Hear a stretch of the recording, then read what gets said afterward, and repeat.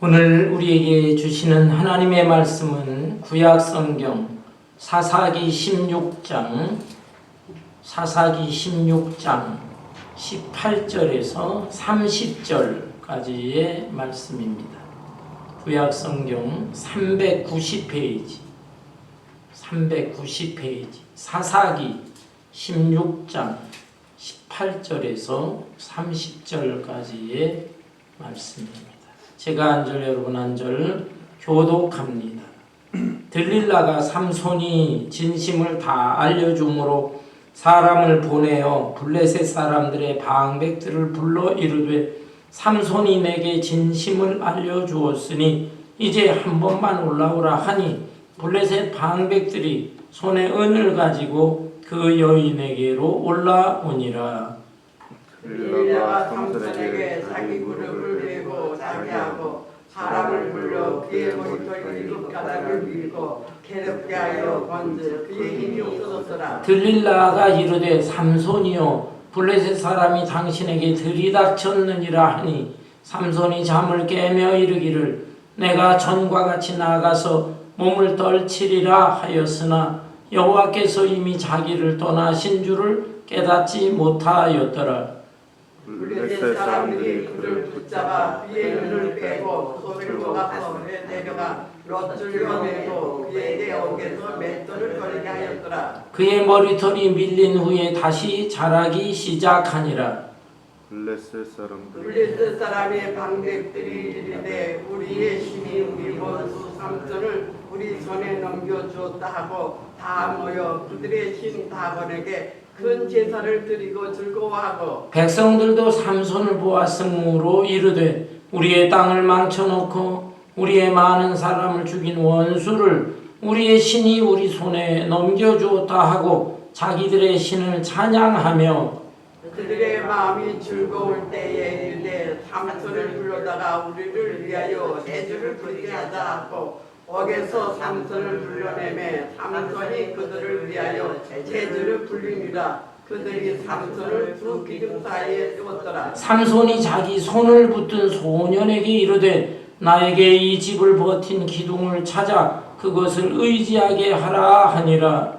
그 집에는 남녀가 가득하니 블레셋 모든 방백들도 거기에 있고 지붕에 있는 남녀도 3,000명 가량이라. 다 삼손이 제주 부리는 것을 보더라. 28절입니다.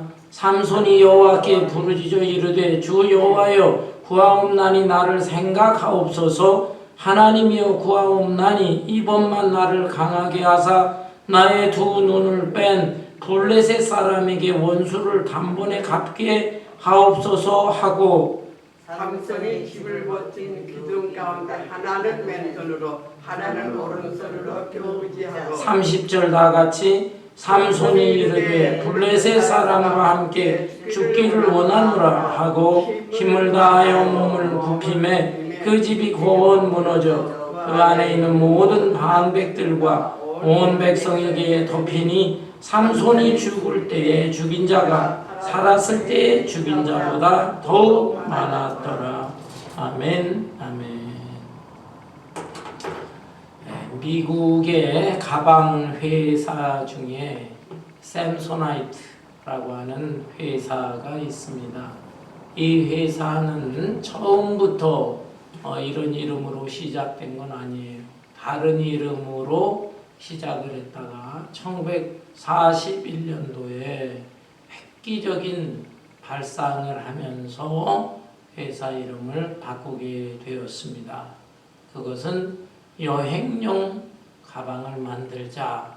그런데 여행용 가방에는 많은 물건이 들어가고 그래서 크고 무겁지만은 어떻게 하면은 간편하게 편리하게 그것을 움직이고 이동할 수가 있을까 연구를 했어요. 그러는 가운데 아이디어로 그 가방에다 바퀴를 달자 해서 바퀴가 있으니까 아주 쉽게 움직이고 이동할 수가 있게 된 것입니다.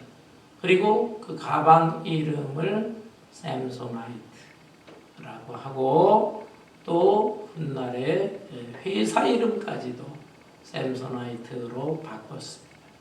여러분, 샘소나이트라고 하는 영어의 뜻이 무엇인지 아십니까? 바로 성경에 나오는 삼손의 후예들이다 라고 하는 뜻입니다. 그러니까 그 회사에서는 많은 짐을 실어야 하는 크고 무거운 가방이지만 그러나 아주 그것을 쉽게 편리하게 움직일 수 있다 라고 하는 의미에서 샘소나이트라고 지은 것인데 그 이후로 요즘 말로 대박을 치게 됐어요. 그 가방이 어마어마하게 팔리고 회사도 성장을 하고 해서 오늘날에 이르기까지 80여 년의 세월이 지났는데 여행 가방 하면은 샘소나이트. 사실은 저도 샘소나이트 가방을 가지고 있습니다. 여러분, 오늘 이 본문에 나오는 내용은 바로 삼손에 관한 내용입니다. 특별히 이 삼손의 그 마지막 모습에 대해서 기록되어 있는 것입니다. 여러분, 삼손이라고 하는 사람은 어떤 사람일까요? 삼손은 사사입니다. 사사란 여호수아 이후로부터 이스라엘의 초대왕 사울왕 직전까지 이스라엘을 통치했던 지도자들을 가리킵니다. 사사는 평소에는 재판관의 역할을 합니다. 백성들 간에 서로 갈등이 생기고 마찰을 빚게 되면 그것을 잘 판단을 해서 재판을 해주는 역할입니다. 영어로 사사기 하면 저지로 되어 있어요. 저지. 판단하는 사람이다. 재판하는 사람이다 라는 것이죠. 그러나 전쟁 시에는 이 사사는 군사들의 앞장을 서서 나가 싸우는 장군의 역할 또는 지휘관의 역할을 하는 사람입니다. 왕과 차례가 있다면 왕은 자기의 자식들 후손들에게 세습을 해줘요. 그러나 사사는 세습이 아닙니다. 직업이 다양한데 하나님께서 어떠한 시대와 어떠한 상황 속에서 필요로 하실 때 하나님께서 택하시고 세운 하나님의 종들인 것입니다.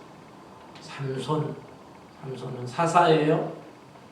사사기에는 12명의 사사가 등장하고 있는데 그 중에 삼손은 12번째 마지막 사사로 나와 있습니다. 물론 그 이후에 사무엘도 사사는 사사였는데 사사기에 나오는 사사로서 삼손은 12번째 사사였습니다. 삼손은 사사일 뿐만 아니라 엄청난 힘을 가진 천하장사였습니다. 자기 맨손으로 사자를 잡아서 사자를 찢어 죽일 정도였어요. 나귀의 턱뼈 하나로 1,000명이나 되는 사람들과 싸워서 그들을 물리쳤어요. 어마어마한 괴력의 사나이, 요즘 말로 천하장사라고 할 수가 있습니다. 그런데 이러한 삼손이지만 그는 오랜 시간 방탕한 생활을 했습니다. 그로 인하여 하나님의 진노를 사서 블레셋 족속에게 붙잡히게 되었어요. 두 눈알이 뽑히고 또 노줄로 온몸이 감기고 감옥에 갇혔어요. 짐승들이나 돌리는 이 맷돌, 곡물을 가는 이 맷돌을 돌리는 비참한 신세가 되었습니다. 그러나 이런 상황 속에서 삼손은 누구를 원망하고 하나님을 원망하기보다는 하나님 앞에 자신의 삶을 회개했어요. 회개해서 마지막 순간에 하나님께서 다시 이 삼손에게 놀라운 능력을 주셔서 그에게 은혜를 회복시켜 주셔서 이 삼손이 이제 자신의 마지막 사명을 잘 감당했습니다. 비록 장렬하게 죽었지만 그 원수들 블레셋 족속들하고 같이 함께 죽음으로 인해서 이스라엘 백성들을 보호하고 원수들을 물리치는 마지막 사명을 잘 감당했던 것입니다. 여러분, 우리는 이 삼손의 생애를 살펴보면서 삼손의 실패 또 삼손의 회복을 통해서 우리 자신의 인생도 잘 살펴보아야 되겠고, 그래서 회개할 것을 회개하고 우리의 남은 생애에는 정말 아름다운 생애로 마무리를 잘 지어야 하겠습니다. 그렇다면 먼저 삼손이 실패의 나락으로 떨어지게 된 그 원인이 무엇일까요? 우선 삼손은 자신의 약점이 무엇인가 그걸 깨닫지 못하고 약점을 제대로 관리하지를 못했습니다. 사람에게는 누구나 장점도 있고 약점도 있습니다. 장점을 잘 개발하고 약점을 잘 관리하고 하면은 그 사람은 다 성공적인 삶을 살 수가 있는 거예요. 그런데 아주 훌륭한 사람일지라도 또 위대한 인물일지라도 이 약점들이 다 있는데 약점을 관리를 잘 못해서 낭패를 당한 사람들이 있습니다. 여러분, 그 출애굽기에 나오는 위대한 지도자 모세를 생각해 보세요. 모세가 얼마나 대단합니까? 그렇지만 모세에게도 약점이 있었어요. 그거는 자기의 화를 잘 진정시키지 못해요. 분노 조절을 잘 못하는 약점이 있었습니다. 아니, 모세가 젊은 시절에 왕궁에서 쭉 성장했잖아요. 왕자와 같은 신분이었어요. 그런데 한 번은 애국의 관리와 또 그 관리 밑에서 노예 생활을 하는 자기 동족이잖아요. 히브리 족속과 다투는 모습을 보았습니다.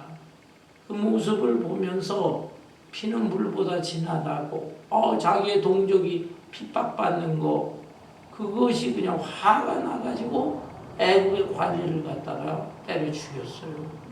그 시신은 모래밭에 숨겼지만은 그게 들통이 나지 않을 수 있나요? 그래서 할 수 없이 이 애국을 떠나 오랜 세월 이방 땅에 숨어 지내는 신세가 되고 말았습니다. 물론 분노를 느낄 수가 있지만 그렇다고 그렇게 화를 내고 사람을 죽이기까지 하고 하면 어떻게 되겠습니까?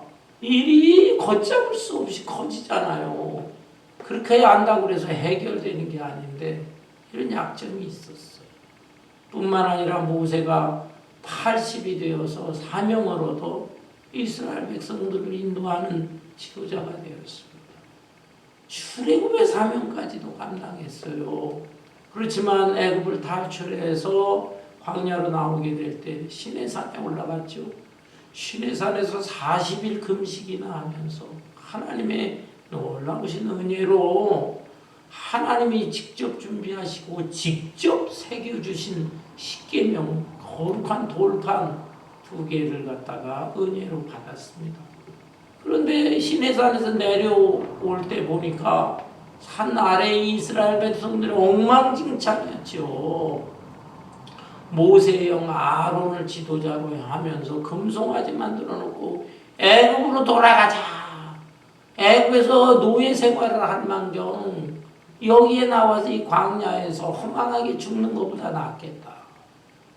이 아론이라고 하는 사람이 중심을 잡아야 되는데 모세가 없는 동안엔 자기가 지도자인데 이 중심을 잡지 못하고 백성들이 아우성치니까 거기에 휘말려가지고 자기도 그냥 같이 부하내동하는 이런 신세가 되고 말았다.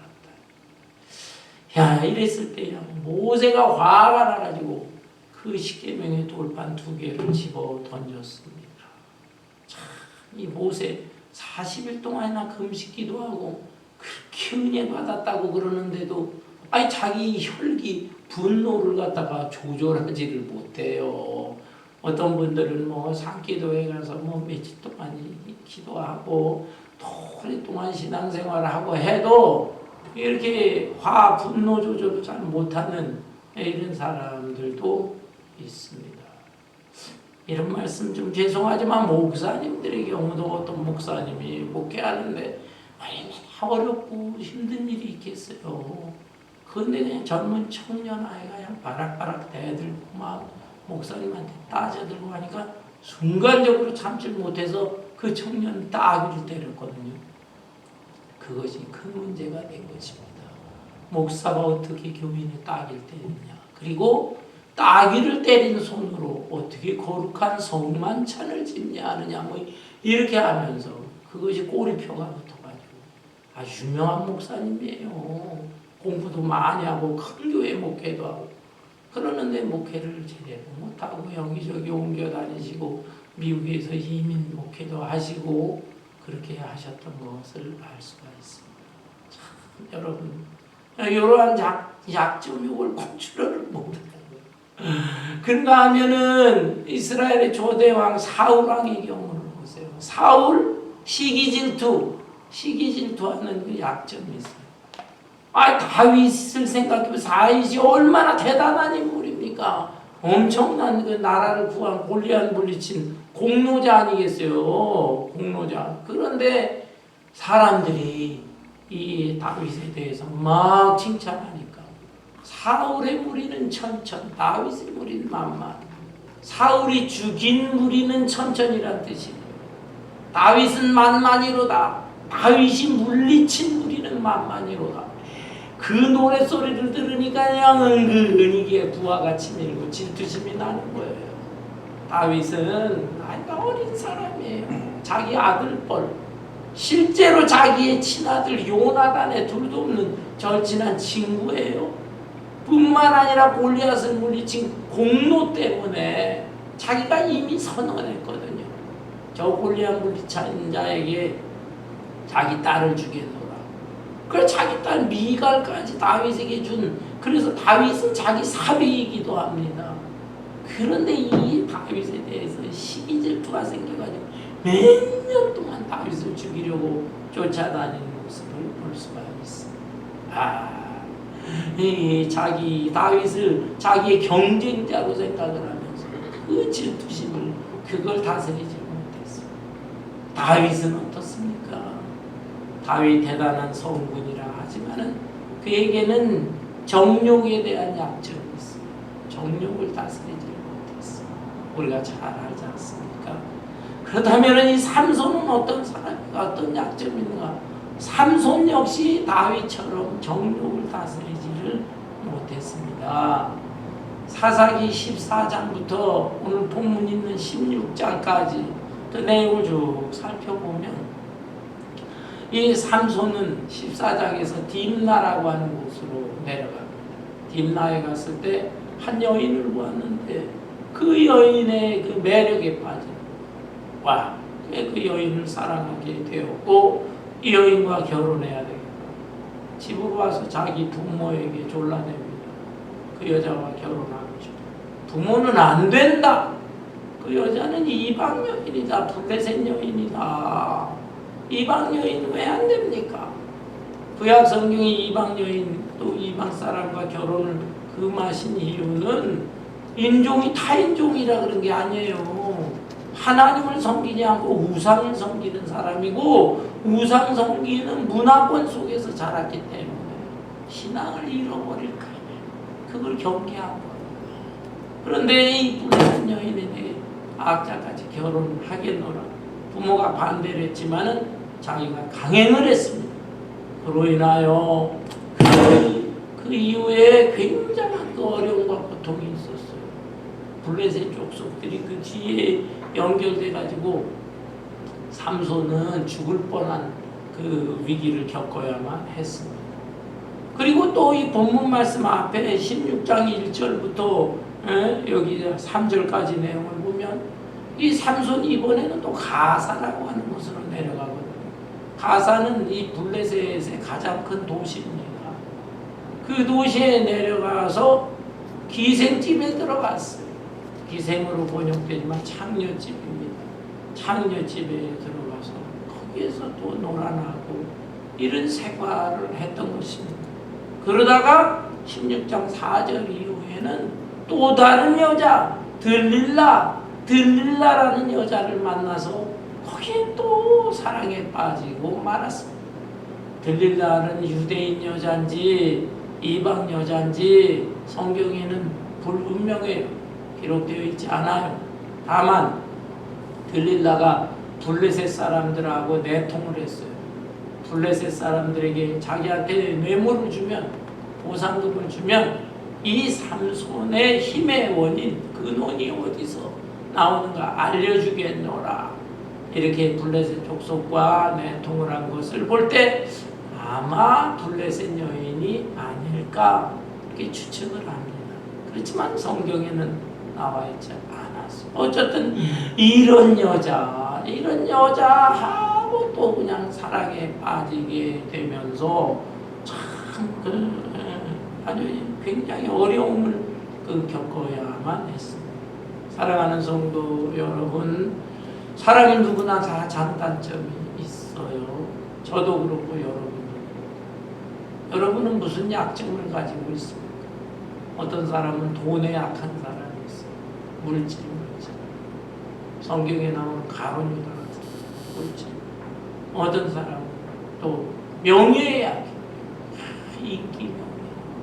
정치가들 중에 사명감을 가지고 하는 것이 아니라 그냥 사람들의 인기, 그리고 자기가 뭐 높은 사람 된 거 의시되려고 그렇게 명예를 추구하는 사람들이 많지.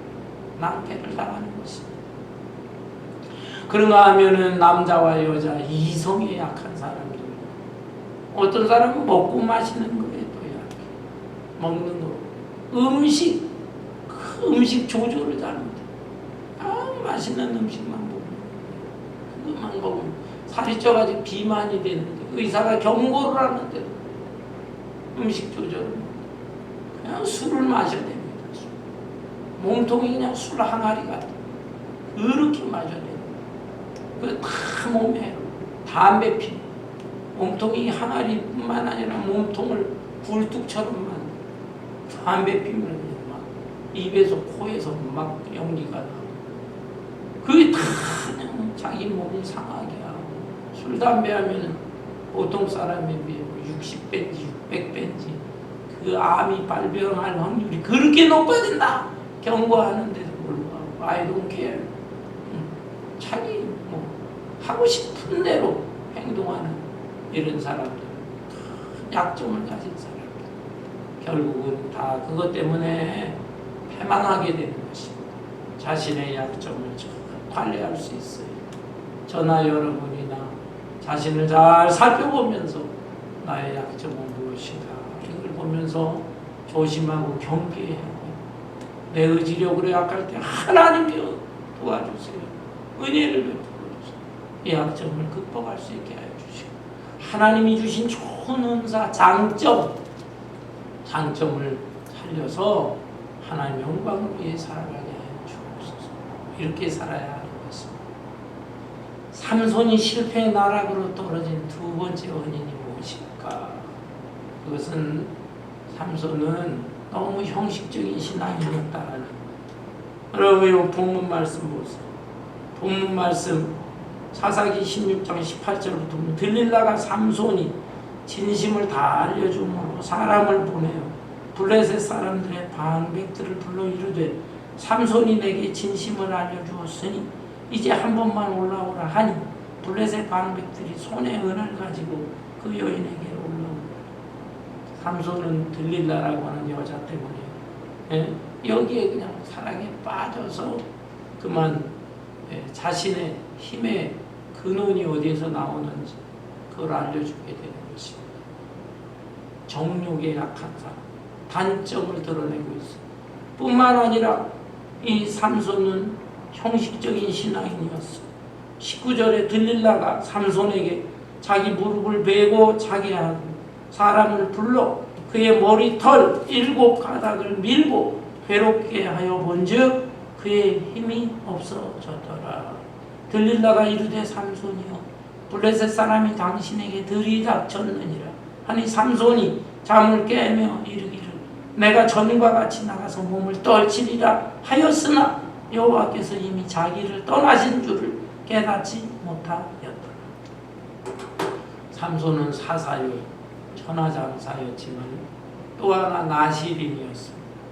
나실인, 나시린이라고 하는 사람은 하나님 앞에 온전히 헌신한 사람이다.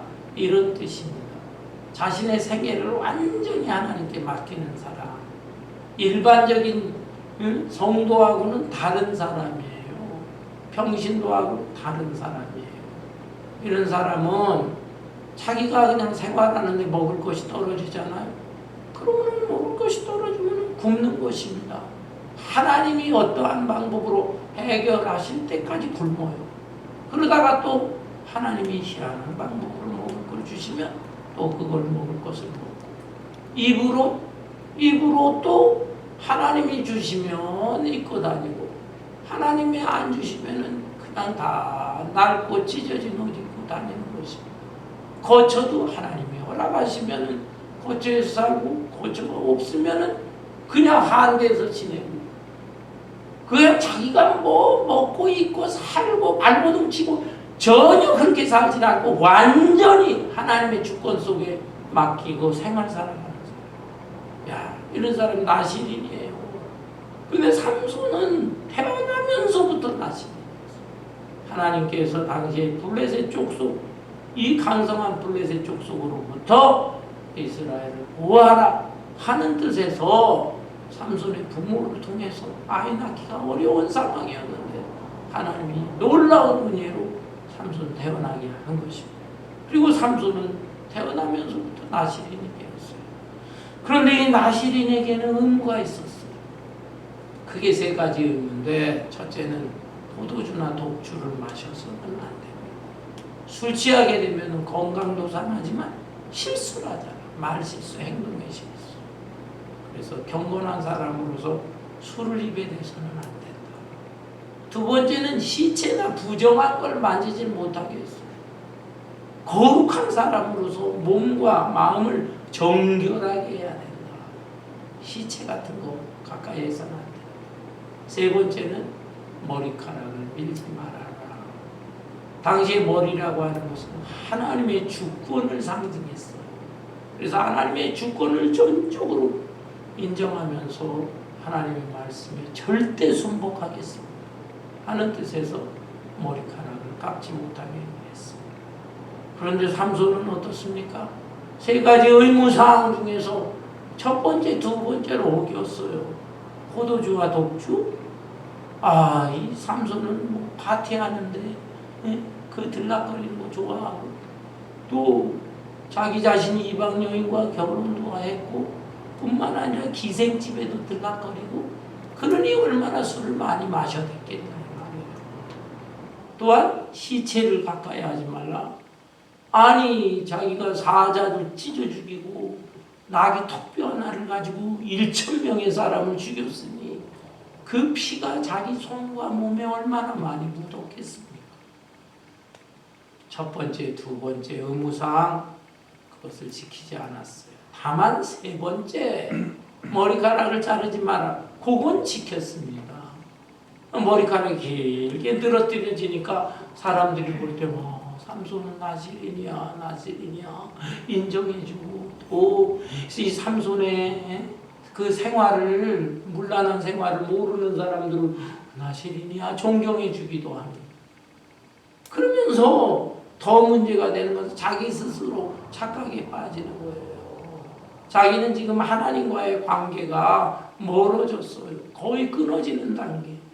그럼에도 불구하고 자기는 머리카락 하나 안 잘랐다는 거. 그거 가지고 난 나시린이야. 하나님이 나 인정해 주실 거야. 착각에 빠지는 생활을 했다. 여러분 오늘날도 그렇습니다. 오늘날에도 보면은 이름만 크리스찬이 얼마나 많습니까? 나 그래도 주일날에는 교회는 그래도 교회 다녀. 그리고 교회에서 또 직분 맡으라고 그랬으니까 집사도 맡고 권사 장로도 맡고 생활을 해. 이렇게 스스로 자기가 신앙인인 줄 알고 착각에 빠지는 사람이 있어요. 예배 드릴 때는 그냥 그래도 하나님 생각은 해요. 예배 마치고 나면 살아가는 삶의 모습은 어떻습니까? 하나님과 전혀 무관한 삶을 살아가. 생각하는 거, 판단하는 거, 말하는 거, 행동하는 거 하나님과 관계없이 일반 세상 사람들의 사고방식을 가지고 그런 생각으로 판단하고 또 말도 하고 행동하고 그렇게 살아간다 이 말입니다. 오직 형식만 남은, 이름만 남은 신앙인의 모습으로 살아가는데 이런 경우 보통 때는 잘 몰라요. 그렇지만 결정적인 시험에 들 때가 있습니다. 결정적인 문제, 어려움에 봉착한다든지 또는 선과 악을 딱 판단해서 선택을 하고 결정을 해야 된다든지 할 때 그때 실패의 나락으로 떨어지고 만다라고 하는 사실입니다. 이 삼손은 바로 이런 사람이었어요. 머리카락 하나 길게 늘어뜨린 걸 가지고 자기가 대단한 사람인 줄 알고 나시린인 줄 알고 경건한 사람인 줄 알고 착각에 빠졌어요. 그러다가 이 드릴라라고 하는 여인을 만나서 유혹을 당하죠. 처음에는 신경 썼어요. 드릴라가 어떻게 해서든지 이 삼손의 힘의 근원이 어디 있는가를 물어보게 되는데 그때마다 한 3차례 정도 거짓말을 살짝 하면서 내 힘의 근원은 다른 데 있다 어쩐다 저쩐다 그러면서 피해 나갔습니다. 근데 들릴라가 그 삼손이 시키는 대로 하고 블레셋 족속을 불러들였는데 그때마다 삼손이 다시 힘을 쓰니까 이제는 막 울고불고 막 매달립니다. 당신은 나 사랑하지 않지, 왜 진실을 얘기해 주지 않냐고 막 울고불고 하니까 너무 힘들어가지고 번민하게 되었다. 삼손이 번민할 건 뭐 있어요. 이 여자 이거 못된 여자구나. 내가 하나님의 사람인데 하나님의 사람으로서 가지고 있는 이 비밀한 사실을 캐내려고 하다니, 그러면서 단호하게 딱 끊어버렸으면 되는데 그걸 끊지를 못하고 계속 정욕에 빠져서, 그리고 또 자기 자신도 지금 머리카락 기른 거면 충분하지 그런 생각만 가지고 있다가 사실대로 다 얘기해버리게 된 것입니다. 결과적으로 이 들릴라는 삼손의 머리카락을 일단은 7가닥을 한번 잘라봤어요. 그리고 블레셋 족속들을 다 불러들였어요. 블레셋 족속들이 당신 잡으러 왔다 소리치니까 삼손이 깨어 일어나서 힘을 써봅니다.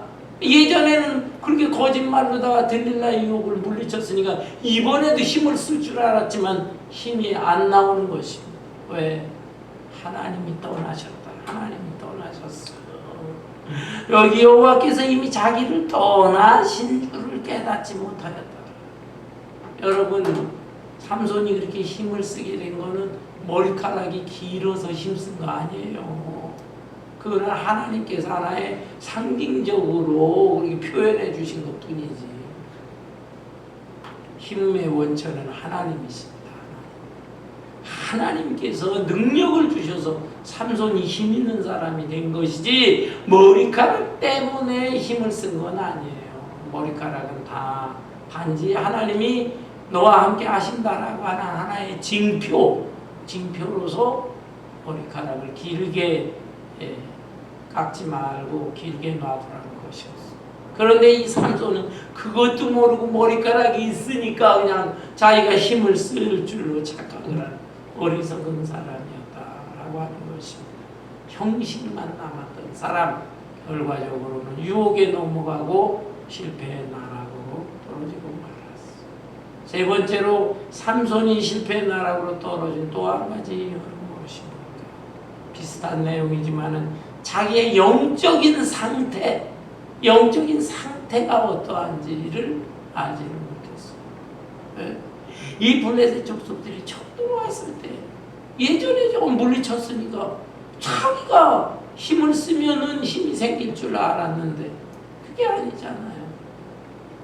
하나님이 이미 떠나버리고 영적으로 자기가 지금 고갈되어 있는 상태, 영적으로 고갈되어 있는 상태. 그래서 이 지경, 이 나락으로 떨어지게 된 것입니다. 여러분은 지금 영적인 상태가 어떻습니까?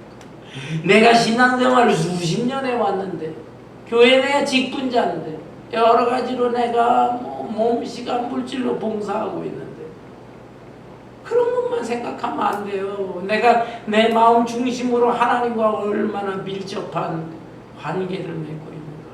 하나님을 인격적인 하나님으로 믿고 있는가.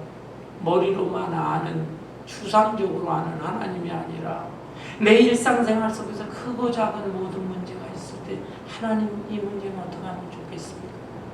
크고 작은 것까지, 사소한 것까지 기도도 하고 하나님의 말씀을 통하여 거기에 하나님의 음성을 듣고 성령의 감동으로 세미한 음성도 듣고 이렇게 하나님을 살아계신 하나님으로, 인격적인 하나님으로 교제하면서 살아야 되는데 그렇지 못하게 사는 사람들이 너무나 많습니다.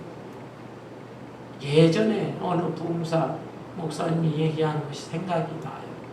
그 목사님이 옛날에 시골 교회에 초청을 받아서 일주일 동안 집회를 하게 되었다. 시골 교회고 교인도 몇 사람이고 목사님이 오시면 이렇게 보살펴 드릴 사람도 없는데 연세 많은 할머니 성도 한 분이 자원했다고. 제가 보험사 목사님 일주일차 모시겠다. 그래 초라한 집인데 집으로 모셔서 식사 꼬박꼬박 해드리고 또 저녁 시간에 잠자리도 잘 이렇게 보살펴드리고 했어요. 그러면서 잠깐 시간이 있을 때에는 입으로 중얼중얼하는 부흥사 목사님이 그 모습을 보니까 기도하는 건지 성경 암송하는 건지 그게 궁금해서 물어봤습니다. 성도님, 할머니 성도님, 도대체 왜 입으로 중얼중얼합니까? 그게 뭡니까? 혹시 성경 요절 암송하는 건가요? 물었더니 할머니가 웃으면서 아우 저는 이제 머리가 아프고 이 머리 뇌가 녹슬어서 성경 요절을 못 외웁니다. 못 외워요. 그러면 뭐 하느라고 그렇게 중얼중얼 하십니까? 라고 했더니 성경 요절은 못 외우지만 성경에 나오는 사람 이름은 자기가 열심히 외우려고 합니다. 아니 왜 성경에 나오는 사람 이름을 그렇게 외우려고 하십니까? 제가 이제 살면 얼마나 살겠습니까? 이제 이 세상 떠나서 천국에 가야 되는데 사람 이름을 알아야 그때 만나서 서로 인사를 할 거 아닙니까? 사람 이름도 모르면 천국에는 갔지만 멀뚱하게 사람들 앞서간 사람들 만나 어색하게 지내면 안 되잖아요. 그래서 제가 성경에 등장하는 인물들 자꾸 외우고 있습니다. 그 말을 듣고 부흥사 목사님이 무릎을 주면서 오히려 은혜를 받았다는 거예요. 비록 연세 많고 지식적으로 부족하고 하더라도 얼마나 그 생각하는 게 은혜롭게 생각을 하느냐. 그러면서 성도들, 여러 성도님들 깨어있어요. 은혜롭게 생각해야 돼. 영적으로 생각하면서 살아야 된다. 그렇게 강조했다는 얘기 들어본 적이 있어요. 여러분, 우리의 모습은 어떻습니까? 일상생활 속에서 생각하는 내 마음속에 염두에 두는 것, 또 생활하는 모습 속에서 얼마나 정말 하나님과의 관계를 생각하고 또 내 인생을 어떻게 하면은 믿음으로 살고 다른 사람과의 관계에 있어서도 크리스찬이 인격자의 모습으로 살아 사물과 사건을 보면서도 영적으로 해석하려고 하는 이런 생활을 하고 있느냐. 삼손은 전혀 그러지를 못했어. 그로 인하여 그는 실패의 나락으로 떨어지게 된 것입니다. 결과적으로 삼손은 어떠했습니까? 블레셋 족속들이 쳐들어왔을 때 힘을 쓰지 못하니까 붙잡혀서 비참한 신세가 되었어요. 21절 블레셋 사람들이 그를 붙잡아 그의 눈을 빼고 끌고 가사에 내려가 돛줄로 매고 그에게 옥에서 맷돌을 돌리게 하였더라. 붙잡혀서 눈이 다 뽑혔네요. 눈이 뽑혔어. 돛줄로다가 강력한 쇠줄보다 더 강한 돛줄에 묶여가지고 감옥에 갇히고 짐승이 돌리는 이 맷돌을 갖다가 돌리는 이런 신세가 이스라엘의 위대한 지도자가 이렇게 비참한 짐승 같은 존재, 노예로 전락하고 말았습니다. 이때 이 삼손의 심정은 어떠했을까요? 아마 처음에는 불이 났겠죠. 화가 났겠죠. 나를 이 지경으로 만든 이 들릴라 요망한 여자야. 얼마나 원망을 많이 했겠어요. 그러나 삼손은 그러한 시간을 지나면서 자기 자신을 생각했던 것 같습니다. 나에게는 잘못이 없다. 하나님 앞에 자신을 비추어 봤을 때 참 내가 믿음 없이 살고, 내가 어떠한 사람인지 내 신분을 망각했구나. 내가 어떠한 일을 해야 되는지 내 이 역할, 사명을 갖다가 제대로 감당하지 못해. 하나님 앞에 자기 반성하고 회개하면서 그러면서 눈물의 기도를 드렸던 것 같아요. 본문에 보니까 22절 그의 머리털이 밀린 후에 다시 자라기 시작하니라. 어쩌면 이 삼손은 이걸 기대하지 못했을 것입니다. 자기가 너무나 큰 죄를 졌으니까 하나님이 자기를 버리시지 않았을까? 그런데 머리카락이 조금씩 자라나는 거예요. 자기가 머리카락을 만졌더니 까칠까칠해지는 거예요. 와, 머리카락이 자라는구나. 그건 무엇입니까? 삼손의 입장에서 생각할 때는 하나님이 나를 버리시지 않았나 봐. 하나님이 나를 다시 회복시켜 주시나 봐. 놀라운 감동을 받았을 거예요. 머리카락이 점점 자라나는구나. 막 그러면서 하나님 앞에 더 매달렸던 것 같습니다. 그런데 이러한 즈음에 이 블레셋 족속들은 어떠한 행동을 하고 있습니까? 이야, 천하장사 삼손, 이스라엘의 최고 지도자 삼손 사사우리가 붙잡았다. 축제를 벌이자.